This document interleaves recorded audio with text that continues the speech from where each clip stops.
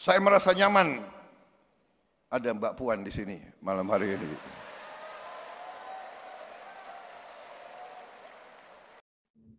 Kembali lagi bersama kami, fakta yang mengejutkan terjadi adalah ketika Puan Maharani selaku petinggi Partai PDI Perjuangan mengatakan bahwa partainya akan senantiasa mendukung penuh pemerintahan Presiden Prabowo Subianto dan Gibran Raka Buming Raka.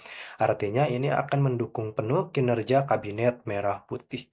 Dan memang itu adalah statement yang tidak biasa dikeluarkan oleh seorang Puan Maharani karena memang Puan Maharani ini petinggi PDI Perjuangan yang merupakan rival terberat dari koalisi Indonesia Maju, yang memang di dalamnya ada Partai Gerindra dan kemudian dipelopori langsung oleh Pak Jokowi.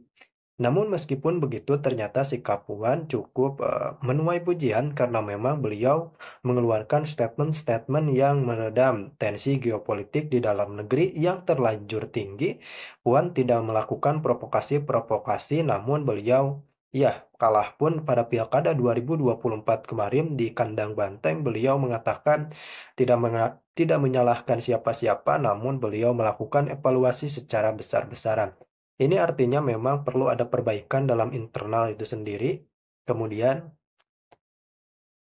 daripada itu memang sikap Puan menuai sorotan itu terutama terkait kekalahan PDI Perjuangan di kandang Banteng yang beliau mengatakan bahwa tidak perlu menyalahkan siapa-siapa, namun yang paling penting adalah memang mengevaluasi internal kita sendiri. Ini dirasa tepat karena memang para petinggi PDI Perjuangan terutama Sekjen mengatakan bahwa ada intervensi Parcok atau Partai Coklat yang memang penjelasannya sudah saya jelaskan pada konten-konten sebelumnya. Kemudian Puan selaku petinggi DPR RI juga mengatakan bahwa harus ada bukti untuk melakukan sebuah laporan kecurangan atau intervensi dari aparat negara. Dan memang hingga saat ini bukti tersebut tidak ada dan tidak terbukti sama sekali. Ini artinya memang Puan menyampaikan pesan yang terselubung bahwa kita tidak boleh menaikkan isu-isu yang memang tidak memiliki bukti apapun. Dan itu memang berpotensi besar untuk menimbulkan huru-hara di tengah geopolitik di dalam negeri. Dan tak cuma sampai di situ, memang perlakuan Puan terhadap koalisi Indonesia Maju semakin menjadi sorotan di tengah acara Hari Ulang Tahun Golkar, dan kita akan melihat bagaimana momen yang tidak pernah terduga itu terjadi, dan ini melibatkan langsung orang nomor satu di Indonesia, yakni Presiden Prabowo Subianto. Langsung kita saksikan. Yang disodorkan ke saya apa itu Menteri Komdigi, ya kan sekarang ini Komdigi kan, Ibu Mutia. Saya lihat riwayat hidupnya, lulus universitas jurusan fisika, berarti pinter anak ini, ya kan? Karena saya sudah presiden, saudara nggak boleh tanya fisika saya dulu nilainya berapa. Awas kalau tanya ya. Jadi yang diajukan orang hebat-hebat, bagaimana? Ya kan? Jadi, dan saya kira disitulah salah satu kunci kepemimpinan. Yang disodorkan harus orang yang terbaik. Dan disitulah akhirnya ya saya terima calon-calon dari Partai Golongan Karya. Dan saya lihat beliau itu tidak milih hanya konconya saja, ya kan? Hanya kubunya saja, kan begitu. Di tiap partai pasti ada kubu. Di Gerindra ada kubu juga, banyak kubunya. Iya kan? Banyak kubu, biasa, gak ada masalah. Jadi itu yang saya ingin sampaikan pertama. Jadi saudara-saudara, saya merasa nyaman Golkar bersama saya. Saya merasa nyaman dengan partai-partai Koalisi Indonesia Maju. Saya merasa nyaman ada Mbak Puan di sini malam hari ini. Dan saya menghargai Saya menghargai PDIP.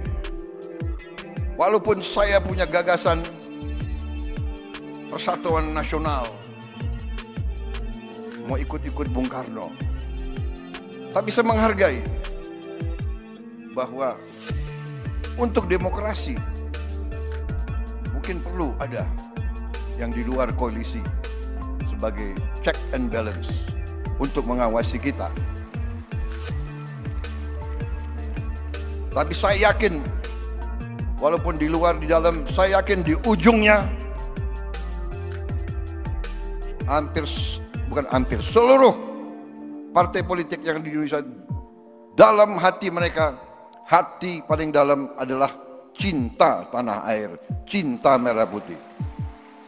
Karena itu kita sekarang ini harus percaya diri. Jangan lagi kita mau diadu domba. Belajarlah dari sejarah. Kita terlalu lugu. Bangsa Indonesia terlalu lugu. Kita sering dibohongi. Kita harus mengoreksi diri. Lugu, bukalah semua ajaran. Bukalah buku-buku pelajaran. Bukalah pelajaran nenek moyang kita sendiri. Pemimpin tidak boleh lugu. Pemimpin harus waspada.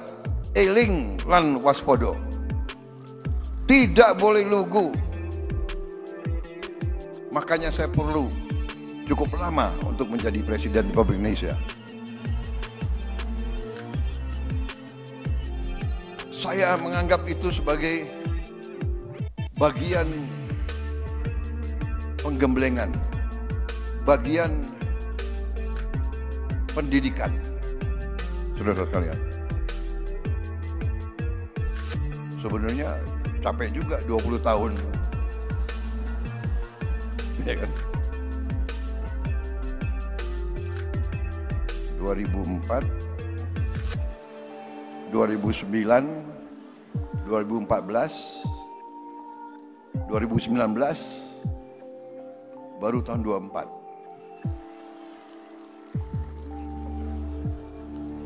Tapi mungkin itu yang membuat perjalanan itulah yang harus saya tempuh.